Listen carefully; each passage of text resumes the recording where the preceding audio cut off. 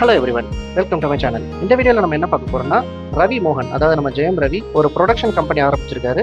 So அந்த production கம்பெனியோட பூஜை போகிறோம். ஸோ இதில் ப்ரொடக்ஷன் நம்பர் 1 ப்ரோ கோட் அப்படின்ற படம் பேர். கார்த்திக் யோகி டைரக்ட் பண்ணுறாரு. இதில் ஜெயம் ரவியும் எஸ்.ஜே. சூர்யாவும் நடிக்க போகிறாங்க. அடுத்ததாக ப்ரொடக்ஷன் நம்பர் 2ல் வந்து ஜெயம் ரவியை டைரக்ட் பண்ணுறாரு. யோகி பாபு ஹீரோவாக நடிக்க போகிறாரு. அந்த படத்தோட பேர் த ஆர்டினரி மேன்.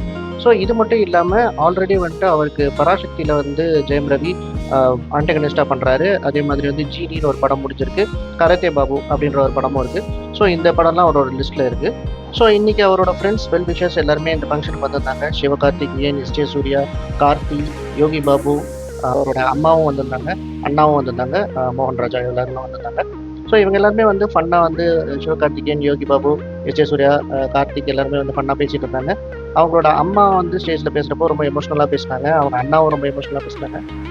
ஜெனிலியாவும் ஜெயம் ரவியும் ஸ்டேஜ்லேயே வந்து சந்தோஷ் சுப்ரமணியம் அந்த சீனை வந்து ரீக்ரியேட் பண்ணாங்க. பார்க்கறதுக்கே க்யூட்டாக. கடைசியாக வந்து ஜெயம் ரவியும் வந்து பேசினார். ஜெயம் ரவி பேசுகிறப்போ வந்துட்டு எல்லா விஷயத்தையும் அட்ரஸ் பண்ணார். எல்லாரை பற்றியும் நான் தனியாக வந்து பைட்ஸ் போடுறேன், நான் என்னோட கஷ்ட நேரத்தில் இருந்து அவங்க எல்லாருமே இங்கே வந்திருக்காங்க அப்படின்னு சொல்லிட்டு அவங்கள பற்றியும் நான் தனித்தனியாக பைட்ஸ் போடுறேன் அப்படின்னு சொல்லியிருந்தாரு. அண்ட் இந்த ஃபங்க்ஷனுக்கு வரதுக்கு முன்னாடி அவரோட பையனை போயிட்டு அவங்க வீட்டில் பார்த்துட்டு வந்திருக்காரு பசங்களை. அவரோட பெரிய பையனுக்கு பர்த்டே. அண்ட் கடைசியாக கெமிஷா பற்றியும் பேசினார்.